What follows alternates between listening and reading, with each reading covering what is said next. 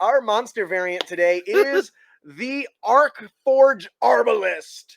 If That this sounds familiar, dangerous. it's the sibling or the twin of our Arcforge Sentry. You're going to start with the Gargoyle stat block. You're going to lose false appearance, bite, claws, and fly. I know what you're thinking. Fly, super powerful, but we're going to deal with that by increasing damage. Skills, it's going to get proficiency in athletics and proficiency in perception. You're going to get damage immunities to poison, vulnerability to lightning, and condition immunities, charms, exhaustion, frightened, paralyzed, and poison. We're going to give it blind sight out to 10 feet and dark vision out to 120 with passive perception of 16. Now, wow, that's really high. Brandon, do you want to tell us about why we get to increase all the damage? Let's see here. Anti-magic susceptibility. The Arcforge is incapacitated while in the area of an anti-magic field. If targeted by Dispel Magic, the Arcforge must succeed on a con save against the caster's spell save DC or fall unconscious for 1 minute. Ooh. That's if the players figure that out. If.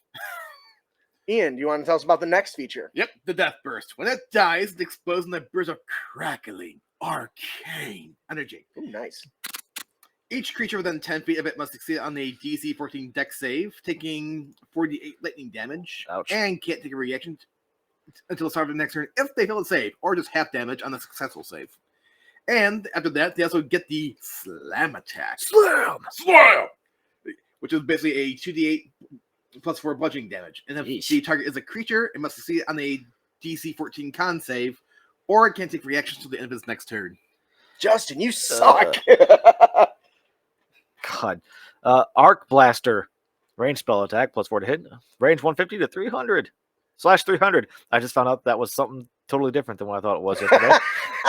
That was so funny. Fuck right you. in the middle of our show. It's so bad. So bad.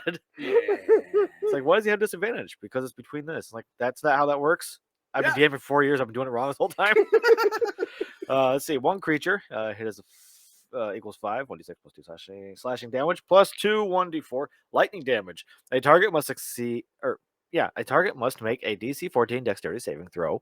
The target takes 18 lightning damage and can't take reactions until the start of its next turn on a failed save, or have as much damage on a successful one. So you're tasing them. Yeah, You're tasing them from a range. But wait, there's more. We're going to also give it Arc Burst that recharges on a 6. The Arcforge releases a flashing orb of crackling energy that explodes on impact at a point that it can see within 150 feet. The energy pulses out in a chaotic blast. Each creature in a 20-foot radius centered on the point must succeed a DC 14 Dex saving throw or take 66 lightning damage on a failed save, half as much on a successful one. If the target fails to save by 5 or more, they are stunned until the end of their next turn. BFG much? Hey, I took away its fly and I gave it a weakness. It gets to blow shit up. And it recharges on a 6. Yes. We got one more feature here. Yeah, the reaction. Retreating counter. When an attack misses the Arcforge, it can use its reaction to move up to half its speed and make an Arc Blaster attack. Oh, you missed. Fuck you. I would be lying if I said this wasn't inspired at all by Mega Man.